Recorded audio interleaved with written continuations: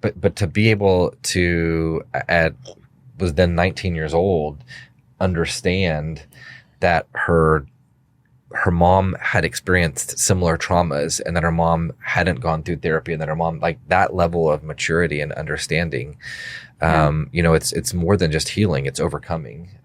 And you hear a lot of times our ambassadors will talk about, people refer to our youth as resilient, and they refer to themselves as overcomers. And it led me on this whole rabbit hole of researching the difference between resiliency and overcoming.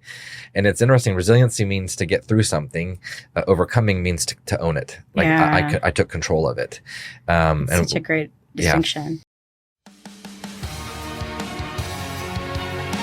Welcome to Planning Reimagined, a podcast from the planning experts at Robin Glenn and RX Investment Partners for wealthy families and successful business owners. We've all made naive mistakes in our youth, but for some, those missteps can derail their entire future. But what if we could turn those stumbling blocks into stepping stones?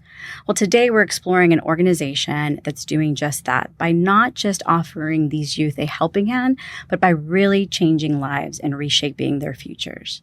Welcome back to Planning Reimagined. I'm your host, Celeste Moya, and today we're doing something a little different for a special holiday episode in which we're shining the light on a remarkable organization, Cafe Momentum, that's truly making an impact on the lives of many youths. So joining me today are two very special guests, which I'm so excited to have on. Chad Hauser, who's the visionary founder of Cafe Momentum. Thank you so much for joining us today. And we also have Tristyn Williams, who is a shining Cafe Momentum ambassador. So thank you all. We're really excited to have you here. Chad is a chef turned social entrepreneur who's been recognized as a CNN hero and has received numerous accolades for his innovative approach to juvenile justice reform. And Tristyn, who we're going to hear all about her, all her story, is a young leader who has personally experienced the transformative power of Cafe Momentum and is now paying it forward as an ambassador. So thank you both so much for joining us. We really appreciate it. Thank you for having us. Yeah, thank you very much. Well, we have a lot to get through, and I want to make sure you guys have all the time to share this special story. So we'll jump right in. So Chad, let's start with you. Can you share more on Cafe Momentum, what it is, and the mission behind it? Yeah. So we're a program for justice-involved youth that masquerades as a casual fine dining restaurant. Cafe Momentum itself is an award-winning restaurant. The Dallas flagship will turn 10 years old at the beginning of next year. And for almost 10 years now, we've consistently been ranked as one of the top restaurants in the city. And we take a lot of pride in that because it proves to every person that walks through our doors, whether it be a guest coming for dinner or a young person entering the program, that our young people can and will rise to whatever level of expectation is set for them, as long as we as a community provide them with the tools, resources, and opportunities to do so.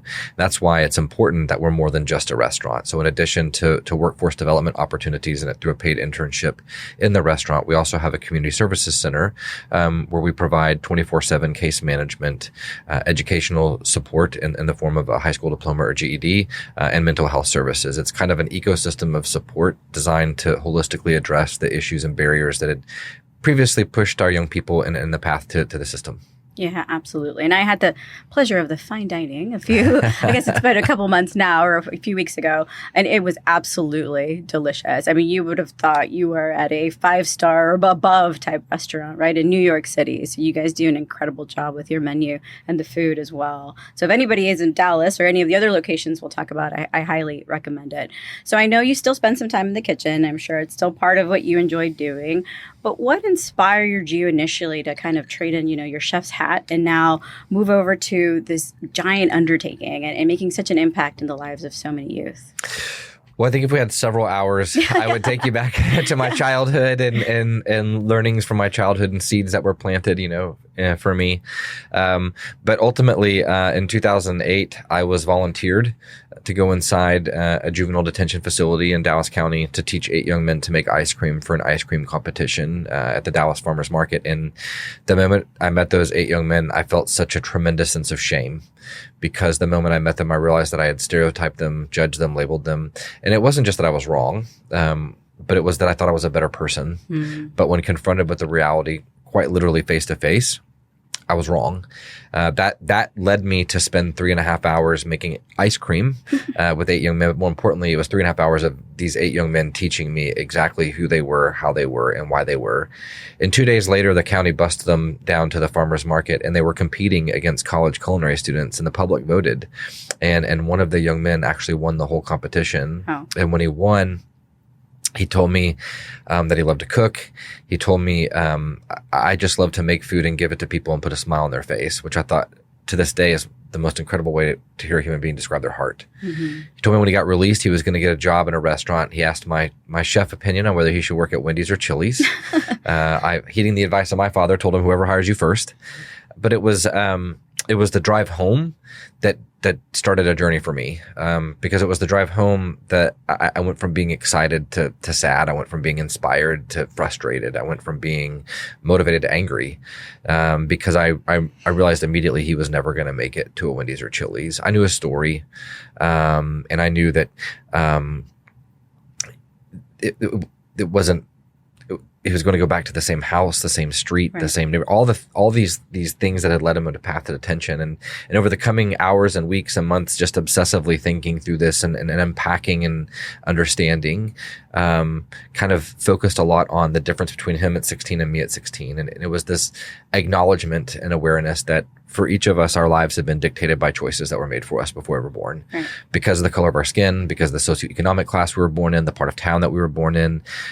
Whether we want them to or not, they matter. And I just remember thinking at 16 years old, I was given so many opportunities to succeed, to fail and try again. Mm-hmm. And this young man was given one chance, and it wasn't even going to, and he succeeded. Mm-hmm. And it wasn't even going to land him a job at Wendy's or Chili's. And just thinking, if that's the way the world works, it's not how I want to show up in it. Yeah, that's incredible. I mean, those are the life-changing moments, right? And it's commendable that you did something about it, because many of us, we see what's out there, the injustice, but it's so hard to think about, well, what can one person do? And clearly there's a lot that one person can start doing. Well, I think the interesting part about it all to me, I mean, like, I don't feel like it was a choice, right? Like, it was just, there was no option there. It was the path, and I was going on it. But a lot of people over the years ask a lot of questions. And I realized recently, I was like, I think people think I walked into that facility with a business plan, right? and it didn't come for years later, but I came in curious, and I showed up. Yeah. And that started everything. And you continue to show up every day. So, we'll talk about that more as well. But Tristyn, your story is incredible. I also had an opportunity to hear you speak and share some of it, but our audience will definitely benefit from hearing it. So maybe if you can share a little bit of your background pre-Cafe Momentum and kind of what led you up to that day. Pre-Cafe. So I started Cafe when I was 15. But before that, like, my childhood consisted of not a lot of positive moments, honestly. I was born and raised by a single teenage mom of 2, and she didn't grow up in a loving home, so it didn't really transfer over to the childhood that I had either. She had a lot of things going on. She suffered with alcoholism, as well as domestic abuse in our home, which obviously affected how she parented us. She was very absent when it came to our emotional needs, which is something that's very fundamental in the parts of growing up, and forced me to take the shoes of a way more mature position than I had to. I took on the emotional responsibility of both my mother and my brother, so I was the distraction. I never really got the chance to, I guess, be a kid. Mm-hmm. I was always worried about everyone else and not myself, which is something I shouldn't have had to do. Oh, sorry. It's okay. No, take your time. Absolutely. Just so you know, I cried the first time I listened to you. So if I cried today, I apologize. I already know the story, and it's still heartwarming. So you take your time.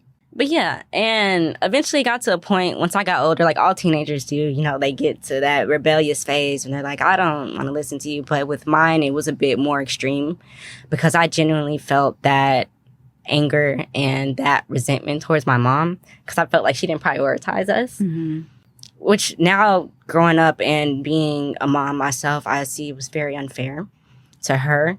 But because of those feelings that I felt at a time when my hormones were raging, I just gave up on wanting my mom to be involved in my accomplishments and my failures in anything. I wanted, honestly, nothing to do with her.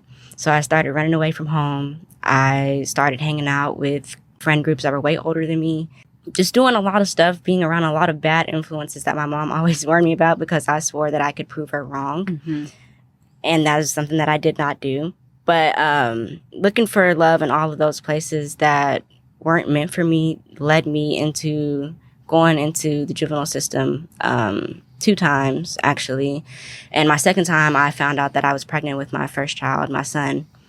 And that was when I decided that it was time for me to slow down and get it together and work on myself and be the mother that my mom couldn't be for me in the times when I needed her, even though she didn't really have the resources at the time to be who she needed to.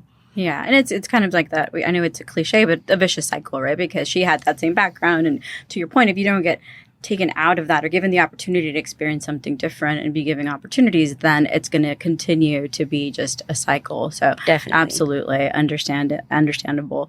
So now take us to your first day at Cafe Momentum. How did you find Cafe Momentum? How was your first day? And how is a reality different from maybe what you expected? Oh, God.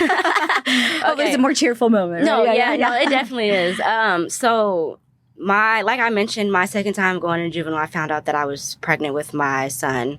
And I was 15 at the time. So in Texas, labor laws, there was literally like 2 places you could get a job, and the only one closest to me was a Brahms. Mm-hmm. And this was during like the summer. So like those jobs were gone by the time I got out. And upon my release, I actually had to go to like a probation school. So there were other kids there that were on probation as well that I went to school with. And upon like my first few weeks being there, there was actually a current intern at the program at the time. He knew my situation and we were friends. And he was like, why don't you just go to orientation? You get a $200 bonus. Like he didn't explain nothing to me. He was like, you can get a job. It's a restaurant. He showed me a picture and he was like, look, it's so cool. And I was like, oh, that is a really nice restaurant. Let me see what you're talking about. So I went to orientation. And there I learned a lot more about what was offered. But even then, like, I wasn't honestly worried about it. I'm just like, I need a job. I have a kid that I need to worry about. Like, I don't have time for that. I got my $200. I started my first day at Cafe Momentum in May of 2019. And that first day, I was front of the house and my mom gave me a call. And she had told me that she had been diagnosed with stage 3 ovarian cancer. Obviously, that was not the greatest news to hear on your first day of work. But again, like at this point, I've known these people for like 2 weeks maybe. And even in that moment, they all surrounded me, gave me support.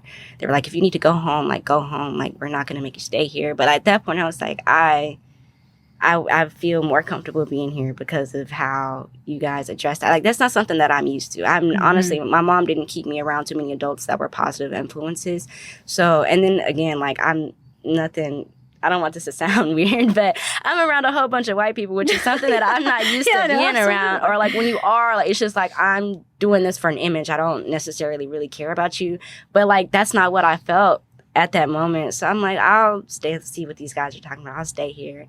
And within like that next week, they had found a few resources for my mom, actually, because at that time she wasn't able to work. And they paid our rent for, I think, about like 2 months or so, like to give me time to work and save money and for my mom to find resources on her own as well. But just within that first week, that gave me the impression of these people are serious. Like, if I need something, they're going to go out of their way to find it for me. And, it basically it intrigued me to believe in them a bit and stick around and just see what it had for me, honestly. And when we think 2019, I mean, that wasn't that long ago, 5.5 years, right? And how much it feels like a long time to me. But how much you've grown just in that time frame. I mean, you can tell from like the way you speak, the maturity. Obviously, your history, your background has created a lot of impressions and things that I think we all have things we work through for the rest of our lifetime. But in such a short time frame, really, when we reflect, it's been an incredible positive thing in your life as well. So, Chad, I mean, clearly, Cafe Momentum is way more than a job, right? So, how do you take what maybe is just perceived as culinary training to really creating these life-changing, future reshaping opportunities? Well, I think 27 years in the restaurant industry, I'm very biased as to the power of the industry. But I think that working in a restaurant is a really special opportunity to really hone in on a lot of life skills and social skills, and like by immersion in rapid succession.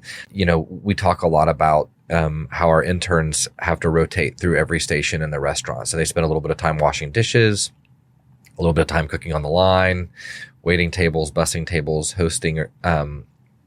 And you think about those different environments, and you think about like disagreeing appropriately, a very important social skill that I think a lot of people could use these days. Yeah, absolutely. Especially around these times, these days. Yeah. But the way in which you appropriately disagree with a fellow line cook in the kitchen when you're trying to get food out for 15 tables is different than the way in which you appropriately disagree with a customer that sat down 10 minutes ago, ordered 3 minutes ago, and is already complaining that they've waited 45 minutes for their food, right? And so being able to do that and build confidence in all of those different environments, and even something as simple as, which I've heard Tristyn talk about before, but like the concept of looking someone in the eye when you're speaking to them, and the power that you feel in that connectivity, that you feel respected, you feel heard. But for a lot of our young people, that's a very scary thing to do. Yeah, honestly, it's still scary for me at certain points. Because it might have been that when you look somebody in the eye, it was because they were scolding you, or it wasn't a positive experience. It was an intimidation tactic. Yeah, absolutely. Sure. Yeah, understandable. Yeah, so I think the restaurant affords that opportunity. And then even when you begin to add the academics to it, right? In Dallas, we have our own school, Cafe Momentum Academy, so that all of our young people, we can ensure that they're enrolled in school and achieving, academic progress. And the way that those two play side by side, so that you're growing this confidence in the restaurant and in yourself, but then you're also, like Tristyn talked about, accessing resources. Not having to worry anymore about if rent's going to be paid or not, having food stability, progressing through school. They all start to add up, right? One by one into something much, much bigger. Absolutely. I mean, just when you think about, when I think back, career perspective, having confidence, having people skills, knowing how to deal with conflict, all of those things are so crucial in just any job that you have. It doesn't matter what you do. And so being able to learn that when you haven't been given an opportunity, especially to deal with conflict in maybe the right manner, having the right social skills, the verbal communication. I'll tell you, when we went to it was the North Texas Giving Day event, everybody there was super professional. You would have thought these folks were trained at a, high, very quality restaurant, which they have. It's a very quality restaurant.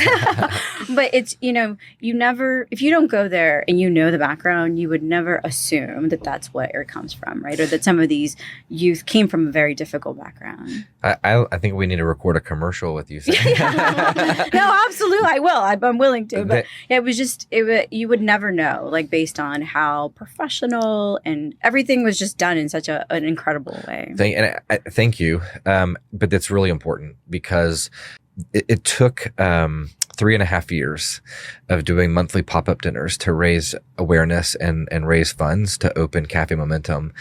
But it was, in those 41 dinners, what it really was creating proximity, because I was answering questions like, what are you going to do when the kids stab each other in the kitchen? I was told repeatedly, those kids don't want to work. They just want to collect a check. Those kids have never been to a nice restaurant. They can't cook your food. And what you realize is this is who the community tells our young people they are, so that when they go into the juvenile justice system, it's like the scarlet letter planted on their chest. And so the idea of a casual fine dining restaurant, the idea of elevated cuisine and wonderful service, is also a direct message to everyone of the greatness that our young people are capable of, as long as given the opportunity. And that's preparing them to be an adult too, right? And to be able to then one day you go and you have your fine dining experience and you know what it's like and how to experience it as well. So, I mean, it's incredible that this, essentially job, a cooking job or, a restaurant job can create so much more in a person's life. And all the other resources that you're providing, education, support. And I know there's even some like emotional support that's provided, psychological support that's provided, which is imperative if you're really making a change over your lifetime, right? So such a crucial point too. Yeah, I think, from a data standpoint, 100% 90% of the youth that have entered our program have experienced some form of trauma, some type of adverse childhood experience. So it is important that we provide space for them to heal and to understand. Tristyn summarizes it. Watching her and listening to her is so incredible, because she really did walk in with anger towards her mom, and at such an incredibly young age, and way more mature than me.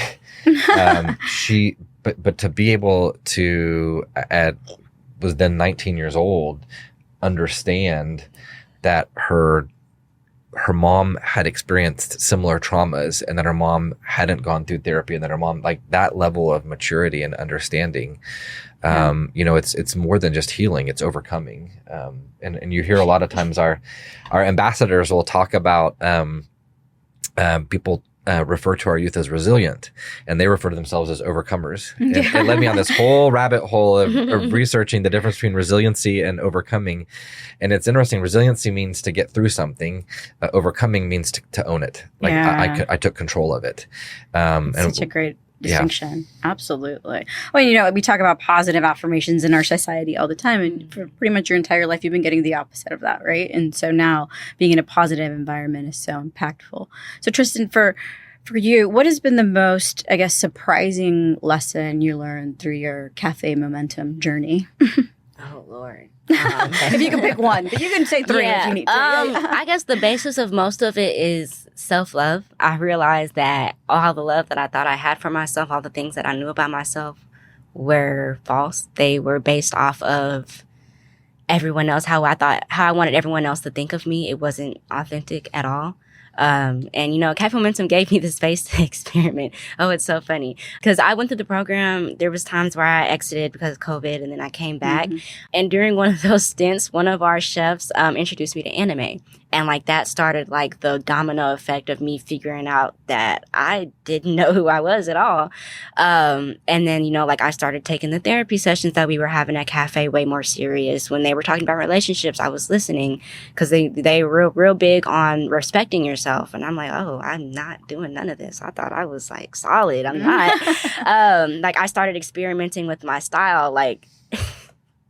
I used to come up there goth, all types of crazy. I started experimenting with music even, because one of our chefs at the time was a metalhead, and that was music that I was I used to look down on, because I don't nobody listen to that where I'm from.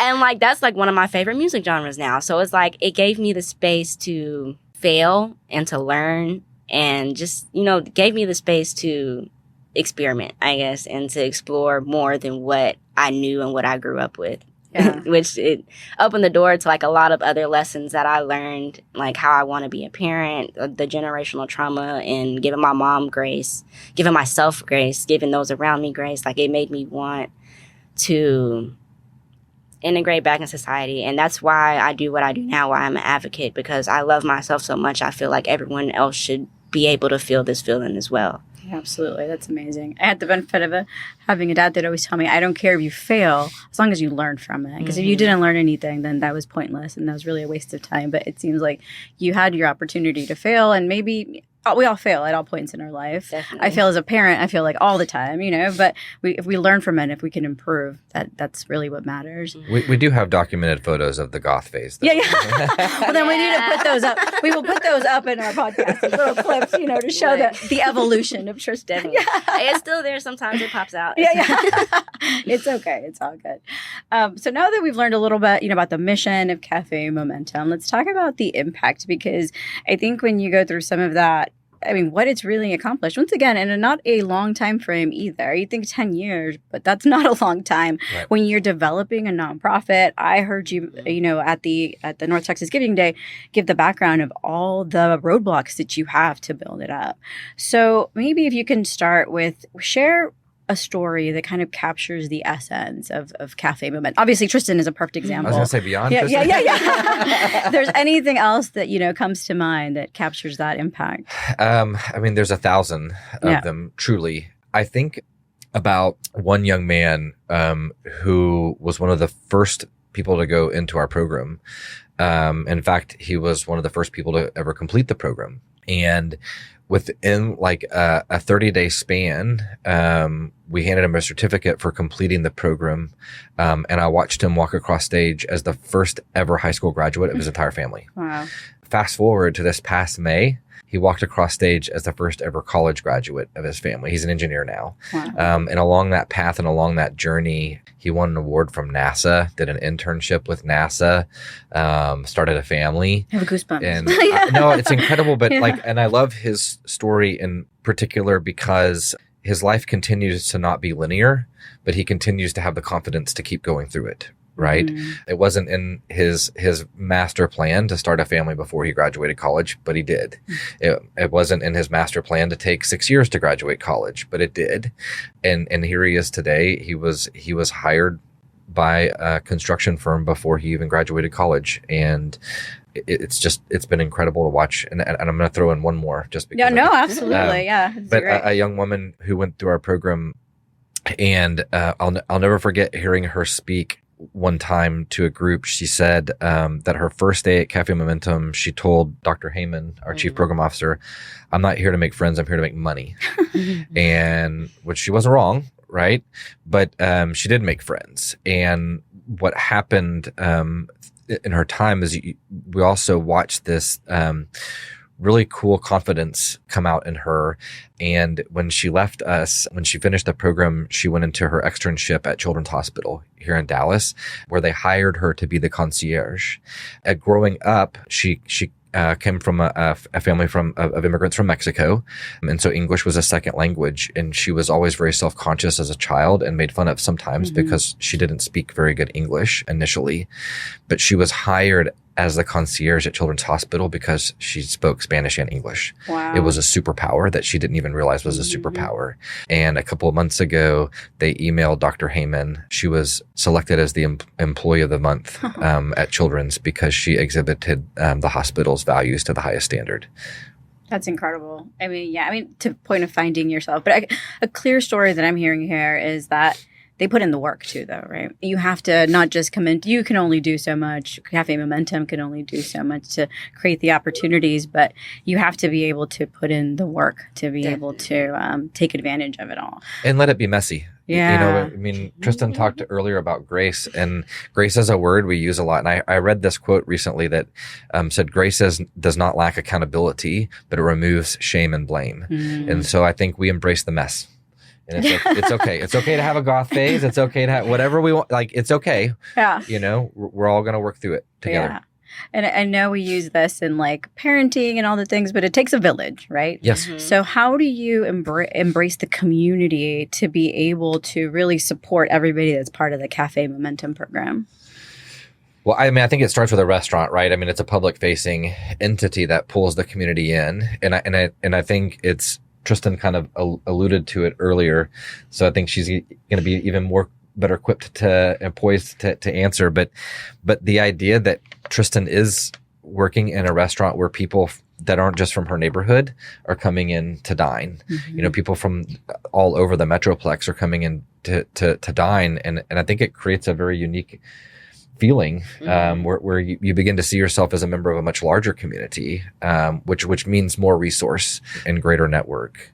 I think that's probably pretty empowering. Definitely. That's one of the biggest things that re-instilled my pride is like seeing these people that obviously, like Chad said, aren't coming from my community. They're coming from nicer places, come in and, you know, they...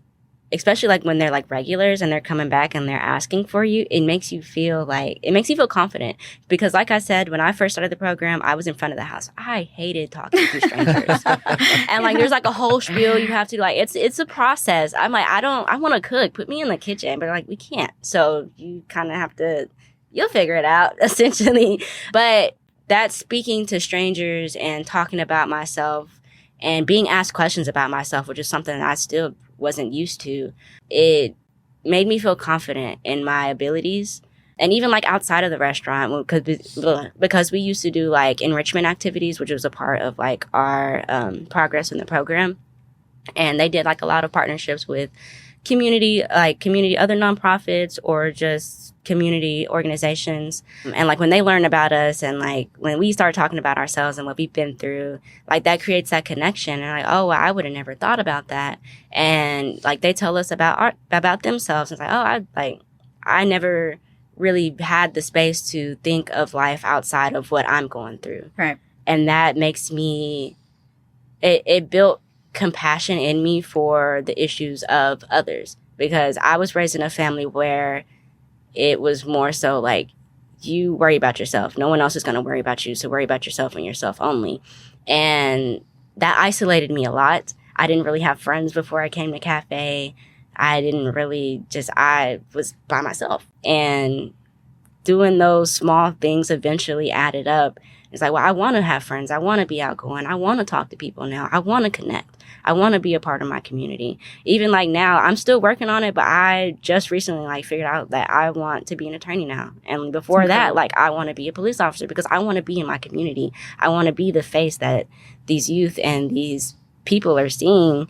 And again, being the person that overcame, and I'm a living testimony. Yeah. Sorry, I start to ramble. No, it's great. Yeah. But yeah, all of those little things, they added up, and I feel like I am a part of my community now. Like I'm born and raised in Dallas, Texas, but there was like half of my life I felt like I did not belong here. I didn't want to be here. I hated this city. And after Cafe Momentum, this is a city that I want to make great and keep great and protect. And you know, that's why I do what I do. That's why I'm still here with them 6 years later. Yeah, absolutely. And, you know, that keep the point of finding yourself and exploring new opportunities and seeing what's out there. And you've already kind of touched on this, but how has your involvement in Cafe Momentum, especially now as an ambassador, like how has that changed your perspective? If you were talking to your 15-year-old self, change your perspective on the future? Well, the work that I do now, I feel a lot more hopeful, because I see a lot more faces than what was presented to me, and ideas than what were presented to me when I was younger. With some of my work as an ambassador, I also work as a mentor as well to other youth that are currently in the position that I used to be in when I was 15 years old. So being that motivation is something that I never thought I would be. Honestly, when I was 15 years old, I had already given up on a future. I was 15, pregnant, I had a record. And, you know, I felt like I was a failure. My mom told me this is what's going to happen to you. And it happened. And I proved it right. So I didn't necessarily have that belief in myself. But now, because like people, like even you joined us for North Texas Giving Day, like even hearing you say, like, I'm so proud of you. Like, you made me cry. You're so inspirational. That's something I never would have thought that I would hear about me, like me. And even hearing that from kids that are younger than me, because I have kids, and it's like I strive. That's one of the biggest things that's always in my head when I do things like this. Whenever I go to detention centers or whenever I speak at dinners or do media, it's I want my kids to be proud of who I am, be proud of their mom, but also know that she's proud of herself and all the things that she's been through, and she's never has ever let that hold her back. She's never felt shame for it. And like how we went over, like, make mistakes, you learn from it, and that's what matters. And that's my biggest takeaway. Yeah, no, absolutely. You know, you said something earlier about how we tend to like just focus on ourselves, and it happens to all of us, just so you know. So going to those types of events, you kind of get out of your own way, and you're like, hey, you know what? I have it really good, and I should appreciate everything that I have, and give back to the community in whatever way possible we can. For everybody, that looks different. But I think it's important for all of us to go to those things and see. And there's, you know, I go to events all the time, and you learn so much when you realize there's this whole other world happening around me that I'm taking for granted, and I should be grateful. And then I go back and I tell my 7-year-old, in a way she understands it, right? I'm like, you need to be grateful for everything you have. Stop telling me to order you things on Amazon. You know? Oh my God, that's my it's a problem. I know, that's a whole other conversation. No, my son's birthday was literally last week, and he's already asking us to buy him more stuff. I'm like, dude, you literally just had like a mini Christmas. Yeah, exactly. But it brings you back down to earth, and you're like, okay, there's so much more than my life and around us. So it's important, I think, to be aware, especially what's happening in your own community. I just saw a documentary on YouTube on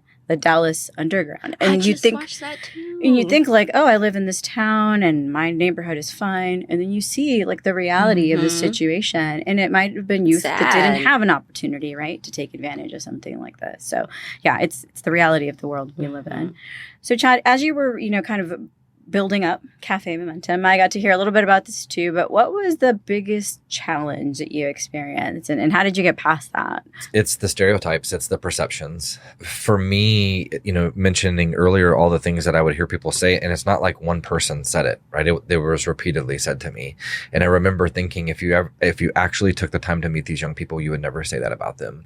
But to your point is, we live in the city of Dallas and we don't really know what happens outside of our neighborhood. We don't understand or the why. I'll never forget taking a woman who's a fairly big philanthropist in Dallas, and she came with me to a detention facility one day, and we spent several hours there, and she cried almost the entire time, and she just kept saying, I didn't realize this was in our city. I didn't realize this was in our city. So I think for me, the challenge was, and still is, in Dallas, but as we expand around the country, is creating that space for people to actually get to know our young people and their lived experience, and that we have a role in that. We didn't know we did until we know them, but now we have a choice. Yeah, absolutely. No, that's huge. I think stereotypes, unfortunately, doesn't matter how progressive our culture is, how many iPhones we have, it's always going to be a thing, right? Oh, 1,000%. I mean, who would know? I was talking to a friend not too long ago, and he told me, and I had no idea, that 55% of the population in Dallas lives north of downtown and 45% lives south of downtown, but it's something like 90% of the jobs in the city are north of downtown. Yeah. I mean, that tells a story. Yeah. But who knew that? The grocery store issues. Oh, yeah. It's all things that we don't think about until all of a sudden somebody brings it up. I had never thought of the fact that there was not a grocery store close by to a community. And so all of those things are just things that we're, blind from. And the ripple of a grocery store too, because what else comes with a grocery store? Pharmacies, other stores. Like there's a lot of infrastructure that is built around a grocery store. So it's not just the idea that you don't have a grocery store. It's all of that infrastructure that comes with it as well. Yeah, absolutely. So I know this is probably a tough question because I would say you can measure success by this, right? The stories. Exactly. But at the end of the day, there's still metrics and there's numbers and there's people that depend on the company. There's employees, there's donors, there's boards. So how do you measure success within Cafe Momentum? So this is, I have a love-hate relationship with data, right? Yeah. I wish all data could be anecdotal. Yeah. Because what success is, Tristyn, right? Like you just said. I mean, that's period. We can start and we can stop there. So it's really been a really interesting process to wrestle with how do you move from anecdotal data into numbers that are statistics, but actually tell a story, right? The real story, and have integrity and are mindful of the lived experience of the young people that we serve. So we used to get, when we first started doing the pop-up dinners in 2011, and there was a lot of focus around recidivism, but we made the conscious decision, half a dozen years ago, we're not going to study recidivism anymore, because if our mission statement says we're here to help our young people achieve their full potential, then saying, well, we kept X percent of them out of jail, that's not full potential, right? I mean, if we're doing all the things that we say we're going to do, then that should be the afterthought. And we also need to use data to explain to people what potential looks like, right? What opportunity looks like, what trajectory can look like. So we do look at things like education. And statistically, over half of the youth that enter our program have already dropped out of school. And I would argue that the rest of them are completely disengaged with the education system for a myriad of reasons. School is one of the first places that ever made them feel bad or dumb. If you are unhoused and don't know where you're sleeping at night, you're not worried about where you're going to school, or you don't want to show up at school because if you can't put out an address, they'll turn you into CPS. So understanding that and listening to our interns led us down the path of opening our own school in Dallas. And as a result, we're able to reinforce that 100% of everyone that comes in the program has to be enrolled in school, right? But more important than that is the idea of academic progress. So in the last year, 93% of the youth in our programs nationwide are achieving academic progress, which is a significant significant data point, right? Mm-hmm. That shows capability when given the opportunity. Something that I think is really fascinating, and you've heard Tristyn talk a little bit about the healing and therapy and mental health. Nearly 70% of our young people are voluntarily receiving therapy and mental health services. And then one that I think is really important, and we just spent the last year working with some consultants on rethinking our logic model.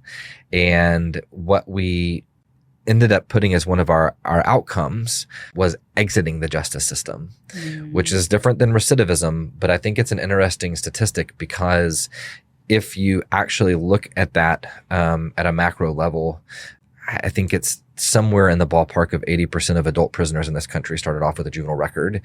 And it's because it's so hard to get out of the system. The system is not designed to let you out. It is not designed for you to move on. It's designed to keep you there forever. So having an outcome that is exiting the system is phenomenal. And in fact, last year, 90% of the youth that we were working with were in either exited the system or are in compliance with court orders and tracking to exit the system. That's incredible. I mean, 90%, when you think about, I don't even know the statistics of the other side, Yeah. But I'm sure it's terrible compared to that. Oh, I had a friend of mine who is a former juvenile public defender that said it was very well known that when, if you worked with the youth, every time that they would go back into the system or get detained again, adjudicated again, you would continue to represent them. And he said, if you represented a 13-year-old, he said all the attorneys knew you're pretty well guaranteed 4 to 5 more cases. Wow.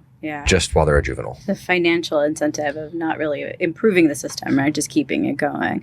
So kind of off script a little bit, but there was a story you shared that it was just so impactful, where you literally, as cheesy as it may sound, is like saving lives here. But you shared a story about these gentlemen that were out, and a friend had told them to go out with them, but then they had to work, and one of them just said no. If you remember that story, if you want to share it. Yeah, it was right prior to North Texas Giving Day, there was 3 of our young men that were in our program. Another young man approached them about going out one evening, and it was to rob people. And 2 of the young men turned them down because they said they had to work. And one young man turned them down and just said, I just don't think it's a good idea. Subsequently, that young man did go rob somebody, and they shot him 11 times. He's now in a wheelchair, paralyzed waist down, and he's still facing robbery charges. Yeah. Yeah, I mean, just the fact that they had somewhere to be, they had a purpose, took them out. And the other young man just at that point had learned better, probably, knew that, hey, that's probably not where I want to be today. So that's so incredible. I know that's not a metric you can use to measure success, right, but it literally is saving lives to keep folks even just busy and not in trouble, right? So, well, thank you so much. I mean, that's all incredibly important for everybody to know, is that impact in everything you're doing. And there's no way we could accomplish or cover everything, within this time frame. But let's move on to the most important part of today is how can our community and beyond, so maybe talk a little bit about your expansion, but also how can our listeners, our community get involved and be part of the Cafe Momentum family? The first thing you do is go to cafemomentum.org. Okay. Yeah. Put in your credit card. I'm just kidding. Yeah. That max out. Yeah. Max out the credit card. Yeah. Well, there's a myriad of ways to get involved in outside of Dallas. We about 4.5 years ago took the first steps to really start expanding and launched a national team to oversee expansion. And we look at expansion as more than just the physical imprint. It's the conversation as well. It's the advocacy as well. So we are, in process of building out physical restaurants and community services center. And we opened Cafe Momentum Pittsburgh over 1.5 years ago. We'll open Cafe Momentum Atlanta in the next several months. Cafe Momentum Denver in a little over a year from now, and doing exploration work in Houston and Baltimore as well. So we're kind of putting the physical footprint, but then it's also relationships and partners we have with organizations like Stand Together, National Football League, Players Coalition, where we've done activations at 4 of the last 5 Super Bowls. schools, built around that national conversation component, and having ambassadors such as Tristyn advocating, using their voice to advocate for changes within the system by sharing, their own lived experiences, and being the voice for those who aren't afforded the opportunity to speak yet. Yeah, absolutely. It's getting the message out, right? And being able I can't imagine the number of communities that need this type of support and help.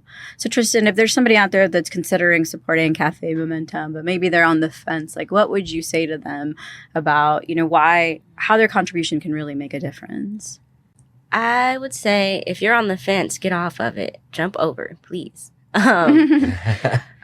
Any contribution, honestly, just showing up, even if you're not physically showing your face, just any support period means a lot to us. Like, obviously visiting the restaurant is going to have a more direct impact, like it did with me, getting to see those people every day and them following your progress. But even like just following us on socials or reposting when we do have events. Volunteer opportunities. Mm-hmm. You could volunteer in the school. You could volunteer in the restaurant. You could volunteer pretty much anywhere you'd like to within Cafe Momentum. But, just keeping up with us and showing up and educating other people, educating yourself about juvenile justice and what you could do even outside of our program, how you can be a part of your community, other nonprofits that might service youth in the same way. There's honestly no reason to not want to make your community and the people living in it a better place. Yeah. And it has such a impact, such a long-term effect when you can start to create folks that are going back into the job force, right? That are going to be the future progress of our own community and all the communities you mentioned. Yeah. Yeah, and I would be remiss if I didn't mention as well a special opportunity we have here in Dallas. Recently, the Meadows Foundation deeded us almost an acre of land in the Wilson district just outside downtown. And it's kind of the convergence of several incredible opportunities. For the last year and a half, we've hosted 2 to 3 groups a month that will come to Dallas and come into Cafe Momentum to study our model. Sometimes it's specifically around education. Sometimes it's specifically around justice-involved youth. Sometimes it's about the mental health and engaging youth in mental health. Sometimes it's about the workforce development. Sometimes it's about all of it. And so this has created a really special opportunity for us to build an 11,000 square foot flagship Cafe Momentum that we'll own. We're in process of designing right now so that we can really lean in to those opportunities and create a different path of expansion, right? The expansion of the model in ways that can serve communities even where there isn't a Cafe Momentum. Yeah, just teaching them, maybe from the mistakes in the beginning, from all the growing pains, right? And saying, here's how we would have done it if we knew then what we know now. So that's incredible that you can help other areas, other communities do the same thing. So 2 closing questions, one for each of you. First of all, thank you all so much. I mean, this has been incredible. I had the privilege of learning some, and I was blown away. And I also was like, shame on me for not knowing about your organization before. I've been in Dallas, like I said, now for almost 6 years, and there's a lot of nonprofits and there's something for everybody, but sometimes there's things that just kind of speak to you and you say, wow, that's really something that I want to get behind. But Tristyn, kind of just in closing, I mean, you've done such an incredible job of working on yourself, helping the community, and now you're giving back. And one of the things you mentioned, without crying, I'm going to try and say, you said the word hopeful, right? Mm-hmm. So if you had somebody out there, another young person that's going through what you've been through, like what advice would you give them, going around the fact of the hopeful dot? Okay. I wrote it down. Okay. I wanted to be thorough because this is something that I would say to my child if they were going through an adverse time and they just felt like they didn't have any other options. But you, whoever's listening to this, if you need this, just know that someone's opinion of you doesn't have to be your reality. Don't ever let their words get to you. What is meant for you will come. Please do not miss out on life trying to live life fast and prove a point to those who downed you. Pour love and belief into yourself every chance that you get, and even when it feels like no one else is, because the most important and powerful thing any person can ever possess is a love and compassion for their own lives as well as those around them. Be thankful for every day you get to open your eyes in the morning because you get another chance to make a difference in both your own life and your communities. There is more to life than what you get to see in the places you grew up in. Challenge yourself to learn something new every day and watch how many doors it'll open for you. That's incredible. Yeah. That's the advice. Yeah. And everybody needs to hear that, regardless of what background. I mean, I can tell you, school, now that I'm seeing it through the eyes of a child, it can be brutal, regardless of where you live, and kids are mean sometimes. And I feel like we all have to remind ourselves, and adults are brutal too, especially now where it's hard to have an opinion. It's good to remind ourselves it doesn't matter what other people think, that if we're doing the right thing, we have to keep moving forward. So I really appreciate it. And the fact that you put so much thought into it, much appreciated. So now, Chat, the closing question for you. Don't make me follow that. Yeah. Sorry. I know, that was great. Sorry. Obviously, there's been work in yourself too, right? Because you've seen from where you came from, the day that you had to go do this, community service type of work, and where you are today. How has founding and leading Cafe Momentum just changed your perspective on youth, on the community, second chances, and how we can make an impact on the community? I mean, it's changed everything for me. I think it's pushed me to dig in deeper and deeper and deeper and deeper. Don't accept surface level answers or surface level understanding. The world is very, very complicated and has a complicated history. And what it's pushed me to do is to start asking more and more questions. I realized when I started working with these young people that the world wasn't what I thought it was. It doesn't work how I thought it worked. And I'm not there yet. But I'm still learning and growing, and pushing myself. I had a conversation with a friend of mine, several years ago, where I basically, at the end of it, said, what I realize is that I'm incredibly uncomfortable, but I would rather be uncomfortable than ignorant. Absolutely. And so I've learned to embrace the discomfort.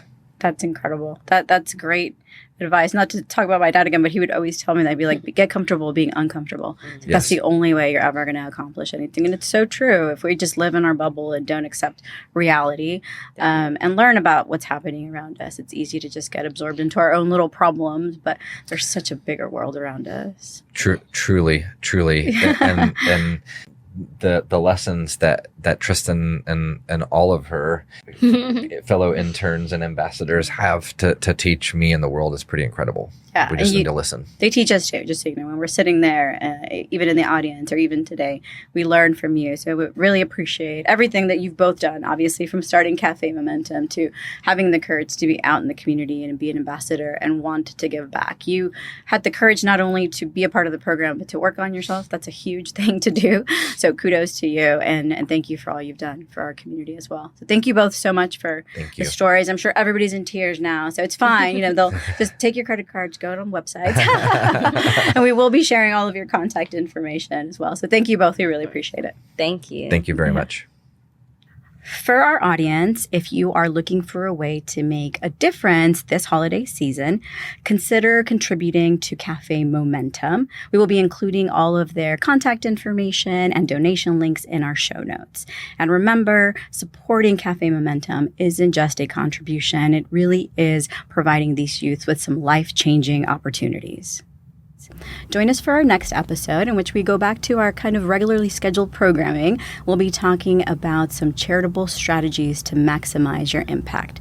So whether you're a seasoned philanthropist or you're just starting in your giving journey, we will share insights into how you can make every donation count. That is all for today's episode, but if you enjoyed what we shared today, please like, subscribe, and share our podcast. As always, thank you so much for joining us for another episode of Planning Reimagined. And in this time in which we're all reflecting on gratitude, we just want to say from the entire Robin Glenn team, we're so grateful for all of you that have supported us in this podcast journey. And we look forward to seeing you in the next episode. Thanks for listening. Don't forget to like and subscribe. And please be sure to follow on your favorite podcast player. To connect with us, you can email us at hello@robinglenn.com or schedule some time with us via the link in the show notes. You can also find us on Instagram and TikTok at Hello Robin Glenn.